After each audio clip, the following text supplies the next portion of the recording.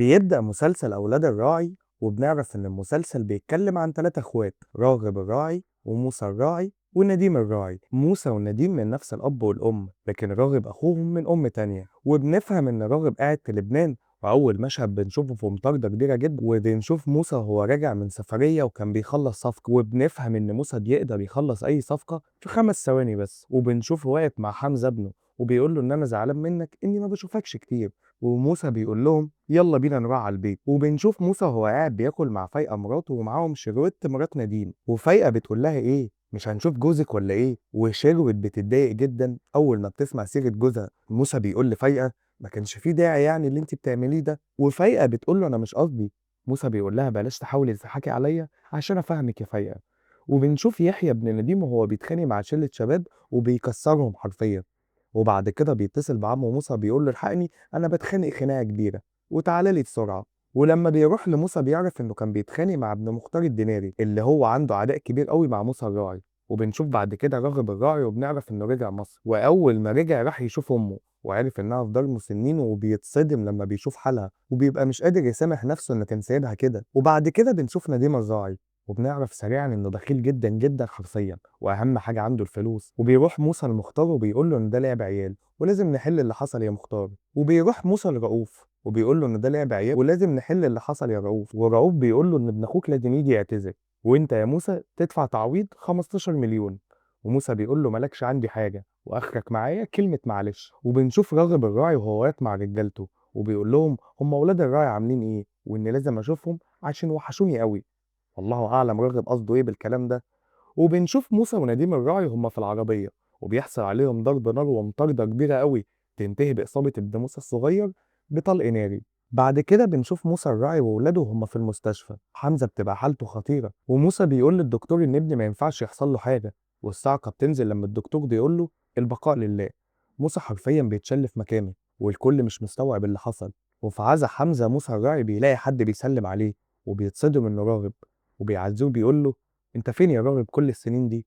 وراغب بيقول له بعد العزا.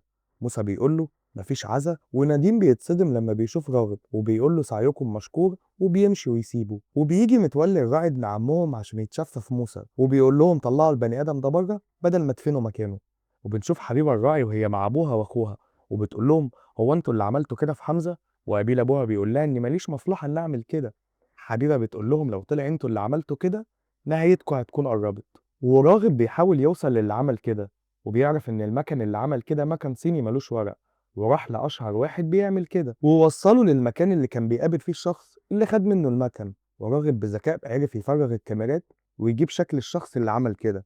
وبعد كده بنشوف نديم وهو رايح لرؤوف الديناري وبيقول له ان انا متاكد ان انت اللي عملت كده، وتفسر بايه خناقتك انت وموسى من اسبوع.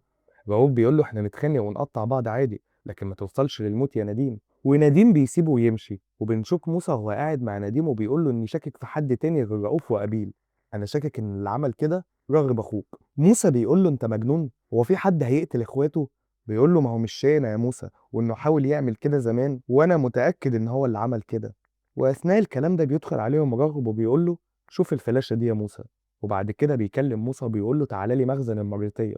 وبيتصدم لما بيعرف ان اللي كان سبب في الحادثه هو مسعود صاحب عمره، وموسى بيبقى عايز يخلص عليه. واثناء اللي بيحصل ده مسعود بيتضرب بالنار من بعيد، وبعد كده بيتصلوا بالبوليس. وبنشوف بعد كده موسى ونديم بعد شهرين وبيقول له ان عدى وقت كتير قوي وما عرفناش مين اللي عمل كده في حمزه. ونديم بيقول له انا خايف الوقت يعدي وتنسى زي ما انا زمان نسيت. وما بنفهمش نديم قصده ايه بالجمله دي. وبنشوف موسى وهو قاعد مع مسعود في القسم وبيبقى عايز يمسكه من زمارة رقبته حرفيا، بس ما بيقدرش يعمل كده. وبيقول له ليه يا مسعود؟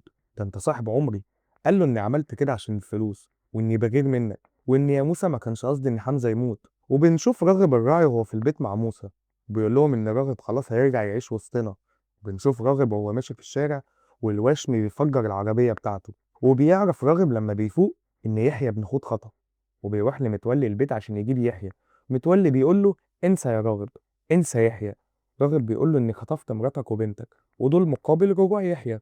ومتولي بيترعب وبيقول له خلاص يا راغب اعتبر يحيى معاك. وبنشوف موسى مع نديم وبيقول له يا ابني انت فين؟ بتصل بيك من الصبح يا ابني انت ابنك اتخطف. نديم بيقول له مين اللي عمل كده؟ قال له متولي وقابيل الراعي. بيقول له ان راغب خلاص اتصرف وهيرجع لك ابنك. وبيدخل عليهم راغب وبيقول له ابنك اهو يا نديم، وما هنش عليا ما يباتش في حضنك النهارده. وبنشوف مشهد بين موسى وراغب وبيقول له انت ازاي دخلت بيت ابيل وخرجت بسهوله كده؟ ايه لبست طاقية لخفه؟ ده ابيل حالف لا يموتك، وان دي اخر مره هسالك، ايه اللي رجعك يا راغب؟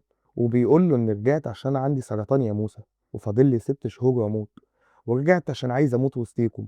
موسى بيتصدم وبياخده في حضنه وبيقول له ما تخافش يا راغب، انا هوديك احسن مستشفيات في العالم. وبنشوف حبيبة الراعي وهي بتزور راغب، وبيتصدم لما بيشوفها وبيقول لها ايه اللي جابك، واني مش قادر انسى اللي عملتيه فيا زمان يا حبيبة. بيدخل عليهم متولي وبيقول له ايه اللي بينك وبين اختي، وان على الله اشوفك معاها تاني، واني بكرهك يا راغب. راغب بيقول له بلاش انا يا متولي، وبلاش تهددني.